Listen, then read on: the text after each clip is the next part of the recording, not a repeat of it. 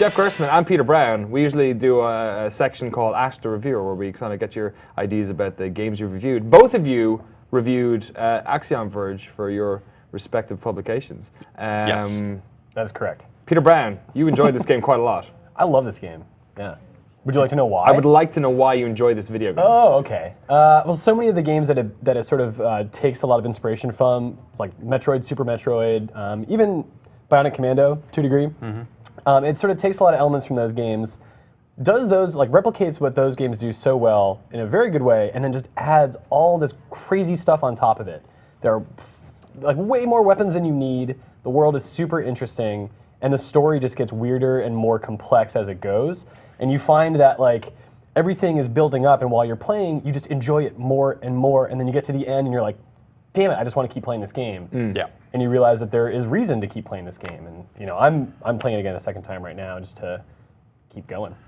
Yeah, I'm not sure if I'm going to start another playthrough or finish up the one I've got, because I have like 98% map and like 82% items or something like that. So it's like I might just wait until now the game's out there. People will probably just uncover the last little bits over the next like few days here, and then I can go in and do some stuff. There's some stuff that I haven't done that you guys, it seemed like you and Lark had found. Yeah. There's some crazy stuff in this game. Lark Anderson as well has been speedrunning the crap out of this game. I think he's been surgically just like dissecting this thing bit by bit. I mean, he knows everything, but yeah, the speedrun right now is like 1 hour, 45 minutes. Oh, he's gotten it even lower. Yeah, it was like 2 hours yesterday, he said. Now he's gotten yesterday it was 145, and then he's even like, oh, I can shave off about 20 minutes. And the creator, Tom Happ, who's been working on this game for 5 years, told him that he couldn't beat it in less than 3. Oh, really? Yeah. That's just because he loves all the content he made in his game. Yeah, he's like, he wants to see everything. Look at that content. Doesn't he work for a different developer? We had him on the show, actually. Petroglyph. Yeah. It's like a side project. Yeah, I think he was part-time at Petroglyph. Right.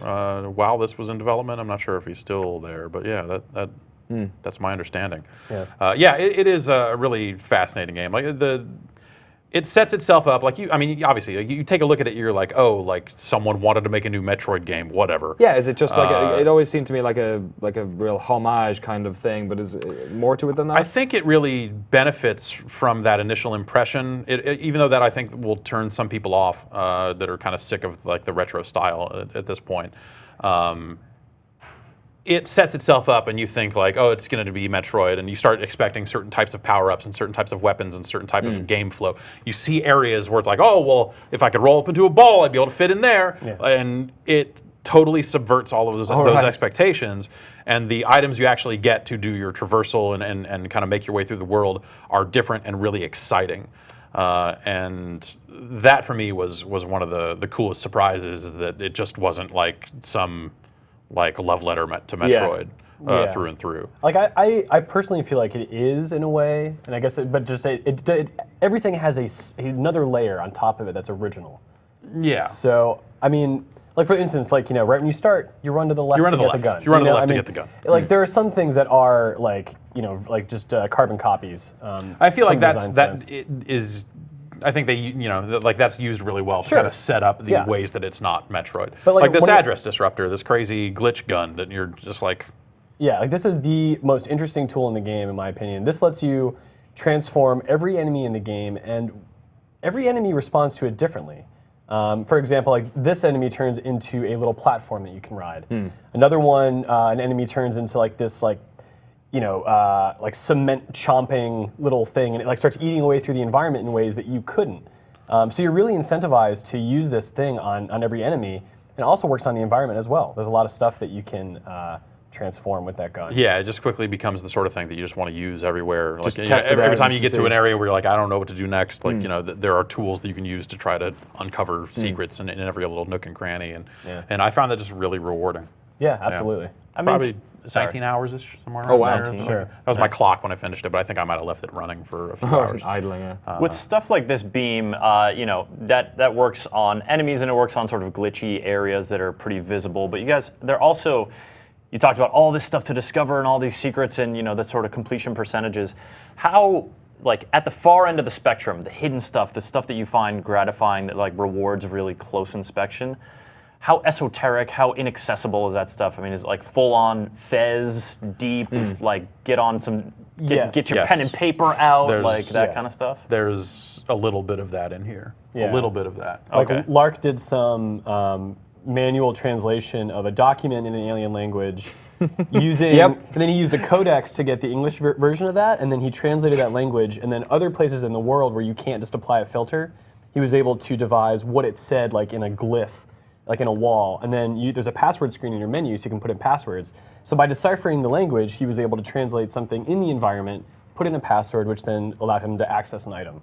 So unless you sort of use that sort of abstract thought, like I can apply this to that and I'll get something out of it, you might only see so much of the game. I mean, it's still there's still a lot there and a lot of stuff that's easy to find that you're going to feel gratified, but if you really want to dig deep, you can, and it gets even more interesting. Yeah. There's crazy stuff the further down you go. But yeah, I think it's still enjoyable, like at its base level. You know. Yeah, totally. It's a good solid level of difficulty. It's about right. It feels. You know, it's like you die here and there. Yeah. But the death penalty is very slight, and you know you can kind of keep going. And as somebody maybe who hasn't played many Metroid games, like I didn't grow up playing that era of games. I was on Commodore stuff. Like, can you enjoy this without needing all those like references and nods and whatnot? I think so. Yeah. I think like I think it'll hit the hardest for people that have played those games. Like I don't have any real reverence for Metroid. They're fine. They're fine games, but I'm not like crazy. But some of the things that people love about those games, right, is like the discovery of new tools and items that allows you to go to new places that before you saw and you were like, man, I wonder what's there. And then you get something and you're like, I'm going to go back. I'm going to go do this thing that I wanted to do like 2 hours ago. It's the stuff that made Shadow Complex really great. It's the stuff that made like Symphony of the Night so outstanding. Like this has that same stuff. That little guy, the guy that just blew up there, if you hack that thing, it starts spitting out health instead of bugs. It's, you know, there's just a lot of really cool little things in here. Excellent. And this is all like really early footage from the game. Yeah. We didn't want to spoil too much of the stuff that you find. Except you, like, just a minute ago said the craziest thing that I've seen in the whole game. I was like watching you do it, just going like, I didn't say it was consistent. All right, well, let's draw the spoilers to a close there. Thanks very much for coming on, Jeff. Yeah, no problem. Review up on Giant Bomb. Yep. You guys give it 5 stars? Yeah, 5 out of 5. There's a quick look up as well. It starts with the beginning of the game, and then at some point I kind of give the warning and go, all right, we're going to load up a save that's cleared it to show like all the traversal stuff that's in there and all the different tools. So if people are kind of on the fence and just want to get spoiled, that you can see that stuff if you wanna. Perfect. And your review went up this morning as well? Or No, it went live on Monday. Okay, cool. Yeah, give it an 8 out of 10. I love the game. There are a couple areas I felt like were lacking in attention. The writing a little bit for the main character. He has very unrealistic reactions to his predicament. And yeah, you know, I mean, I think it's his hair that kind of rubbed me the wrong way. Yeah, His little stuff. I'm not a fan. but anyway, yeah, no, I love the game. I mean, don't worry about the score. It's a game you have to play. Excellent. It's available on PC, PlayStation 4, 3, and Just Vita? PS4. Oh, is it right now? And then Okay. it'll come to Vita relatively quickly. He's working on it right now. I think the PC version's coming out before Vita. Excellent. All right, Yeah, so in the coming that's months it. and weeks. Brilliant. Thanks so much for coming on, dude.